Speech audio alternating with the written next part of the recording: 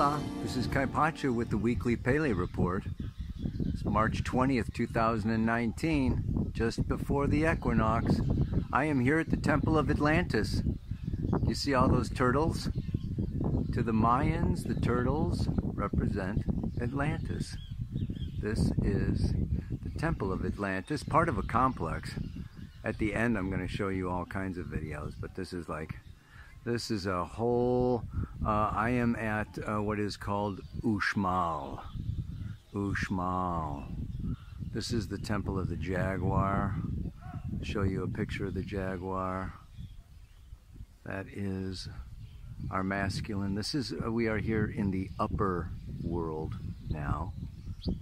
And as I come around, I will show you the lower world. The lower world, you have to ascend these steps in order to come to the upper world. In the lower world, there is the ball court. Over on the left, can you see that round hoop out of stone? Let me try to hold it very still. That is where they would go, and there was one on the other side, but it fell off. And up above there, that's a huge courtyard where they had their initiations take place. And this is the Temple of the Feminine. So we have the prominent, powerful pyramid when you first enter the complex.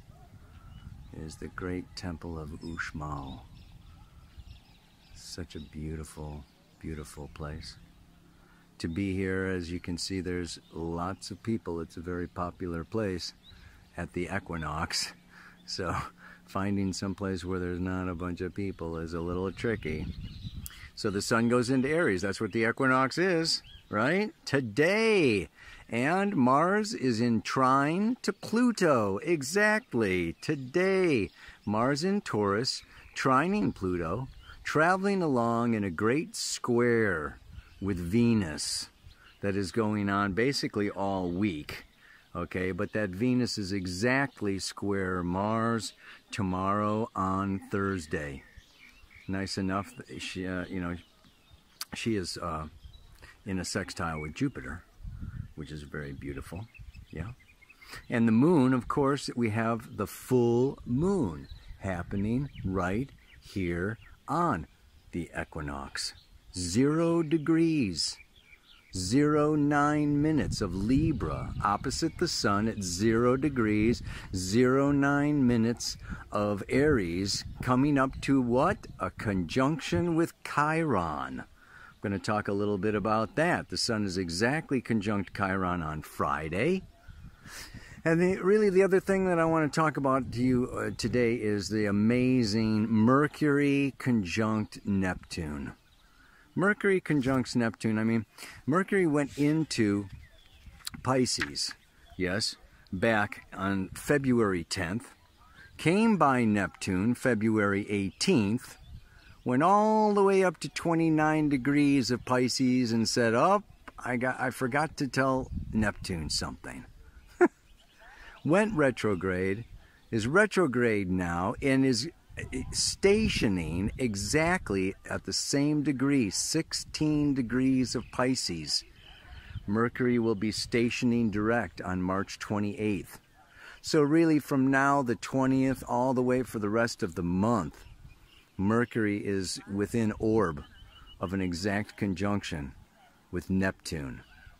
Very, very powerful to be going on at the same time as Venus squaring Mars, Sun conjuncting Chiron.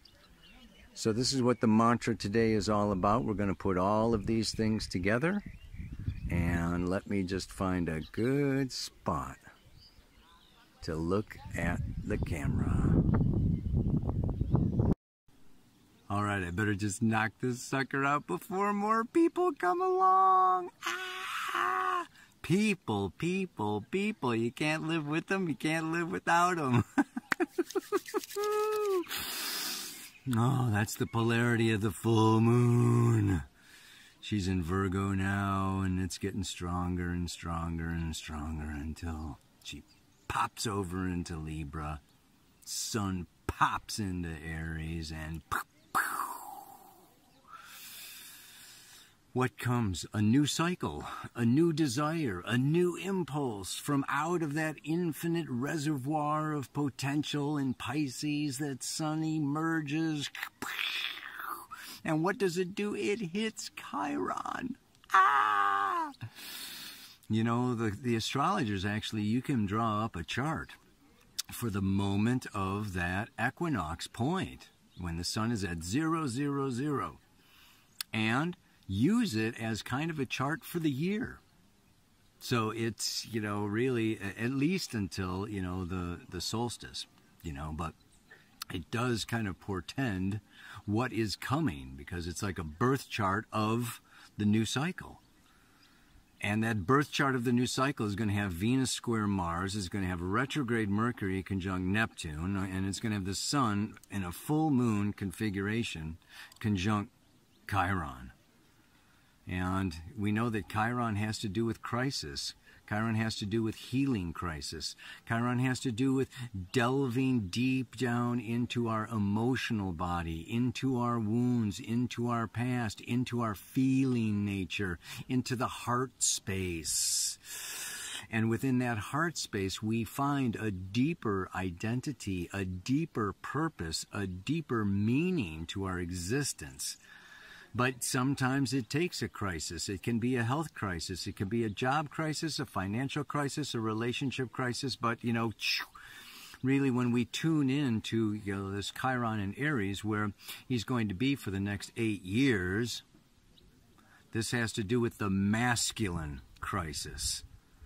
And so, you know, we're here. There's so much I could go into. I mean, I'm on this week-long journey with Miguel Angel, and we're talking about, you know, the ancient pathways of Atlantis to the Mayans. And what happens was, you know, according to, you know, other teachings that, you know, I'm familiar with, Atlantis, okay, you know, first of all, it existed for a very thousands of years. So we can't just kind of think of Atlantis like Rome, or Atlantis like ancient Greece, or Atlantis like, you know, the Renaissance. No, this is just like, just think of what happened and what has happened in the last 250 years. Okay, you know, in North America, we had indigenous people living in teepees 250 years ago. And look what that continent looks like now. So just think of Atlantis existing over thousands of years, not 250, maybe 25,000. The huge, so you can't just talk about Atlantis as something happened in Atlantis, because many things happened in Atlantis. In the early Atlantean days, okay, there was, you know, even our bodies were more liquid and more fluid and more flowing. We didn't even have the solid structure that we have now. What occurred in Atlantis is the division of the sexes, okay, into male and female bodies. What happened in Atlantis was the birth of thought, the birth of ego. In the early days of Atlantis, okay, we were all like infant babies, or like, you know, just, you know, a herd of sheep. And we followed a shepherd because there were, you know, messengers of the gods that would transmit, that were in connection with source, with divine intelligence. And they were, you know, they were like the pharaohs of Egypt, or, you know, even, you know, before the pharaohs of Egypt. And they would transmit, okay, what source, what divine intelligence called for, what intelligence, you know, wanted. And all the people would follow and serve and do and be all that they were guided and channeled, and they trusted and believed in their, you know, in their messengers, in their leaders. And over the period of time, the introduction of thought is like the introduction of the ego, is the introduction of individuality, is the introduction of free will to have a choice. And there's where things really began to change. because you had a choice when you began thinking of following and serving and doing the will of the divine, or self-consciousness, self-preservation, and honoring and working for yourself. Yeah? And this is like almost like the birth of the patriarchy. This is the, breaking forward of the masculine into individuality, into I, me, my body, my good, my strength, my power, my possessions, myself, as differing from this serving and healing and, working for the good of the whole. So this is a huge breaking point, and over the long periods of time, this led to what? Aggression, war, violence, domination, taking other people's possessions, other people's property, other people's... And it was this kind of fall from grace. It was this fall from this serving the whole to just self, that, led to the development of morals and immorality, and ethical behavior and unethical behavior, which is basically serving in the good of the whole and the good of the many, or just my own. And it went on and on and on in Atlantis, until there was, it developed into situations of chaos, war, and destruction. And they say that it was not even so much the physical, it's like the physical follows the astral and the spiritual. So, the sinking of Atlantis, the destruction, the pole shift, the whole kind of, destruction and fall of Atlantis, followed the fall from grace, followed the fall from, that separation into individuation. So why am I going into all of this? Because Atlantis is associated with the technology. They had super high technology by the end of Atlantis. It was the great firestone, and they had energy sources, and they misused their firestone and their energy sources, for combat and battle, and that is actually what, destroyed Atlantis. But we were all there, particularly those, born in the United States of America, because there's an association between Atlantis, the age of Aquarius, and also the United States of America. And we can see the very same kinds of energy, the very same potentials and possibilities. There is great technology, there is great advancement, and there is also tremendous individuality. And the ability to either heal the world or destroy the world, to try to control the world, or to, grab all the world's resources. There is this, it's the same thing playing out all over again, baby. Ow! We didn't get it last time. We're all coming back. We're going to do it again. This age of Aquarius. This is our chance. And what else was going on? This is the thing now, right? So, through the Atlantean times, as the masses grew more thoughtful and more intelligent and more egotistical, fewer and fewer people, it was like the densification of the psychic powers into, like the right brain kind of shrunk as the left brain grew. The pineal gland kind of shrunk as the cerebral cortex took over, right? So we became, from these fluid psychic beings, we became more harmonic, we became more solidified, more cold, more dense, more present in the physical world. Boom, we got bones.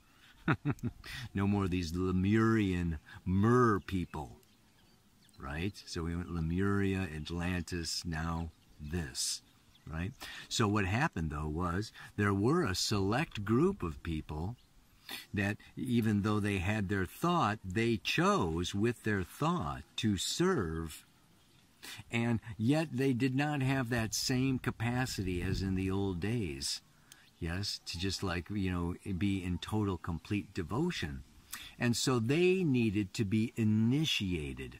And that's what these temples are about. That's what the Atlantean temples were about, the Egyptian temples, all the temples all around the world. These were all used, for initiation into the mysteries. And there were definite steps to be taken to prepare the acolyte to receive, the direct transmissions from these higher spirit beings. So, the potential existed through all these times. If the will and the desire and the intention was strong enough and sustained long enough, then it would manifest, in the initiation process. So I'm talking about all this because the South Node and Saturn and Pluto all coming together this year in 2019 is this re-emergence of the past. Call it karma, call it dharma. But there is this reliving, and there's a possibility of reintegrating and healing. The Sun conjunct Chiron is this capacity of directing and healing that masculine will to be a force for good energy and love and heart space and opening heart space in the world. Or, what has happened, and this is why it needs healing, is it has gone kind of astray into self-separation. Separation is the root and source of all pain. And the ego, forces that we know came through thought, and Atlantis brought that about. So this is a very powerful time. And so what else happens? Mercury conjunct Neptune. That is opening the left brain to divine, the workings of the divine. It's really an amazing week that sets off the tone, the vibration, the birth chart of the year for this 2019, to hold within it tremendous potential for either rapid opening and expansion of consciousness into the will of the divine, or further separation into despair and depression and violent acts, resulting from a disturbed emotional alignment, disalignment, we should say. So we will be experiencing through the rest of this year tremendous amounts of things falling and breaking, and we're closing a thousands of years cycle to give birth. And this is the time of dissolving, of disillusionment, of dissolute, dissolve, releasing. And we're going to see a lot of people losing it, a lot of people falling apart, a lot of conditions, institutions, beliefs, realities just like crumbling before our very eyes. And what we want to do is be the initiates that don't necessarily go down that path of disillusionment with, why am I not getting what I want? It's because we have devoted our life and our path and our consciousness towards healing and towards the will of the divine. So use this Mercury-Neptune, and that is what this mantra this week is all about, is calling in the divine, sitting still, making time. How does it go again? Oh my goodness. Doggone it. From the, I call to spirit from the depths of my soul, wanting to see and to feel and to hear more. I will make space and time each day to invite you in and beg you stay. Feel into that. It's so powerful. We make time. We make time. And we make space. It's time to really heal. This Chiron in Aries is, I am going to make space. I am going to define some boundaries for myself. And I am going to not be a psychic sea sponge for, yes, all that is around me so much in this plane, but I'm going to reach into the fourth and the fifth dimensional planes, and I'm going to bring in and exude out rather than draw in from the third and get stuck. You know what I'm saying? Oh, man. So, yeah, Mercury, Neptune can just woo, take you out. Retrograde Mercury. Go out.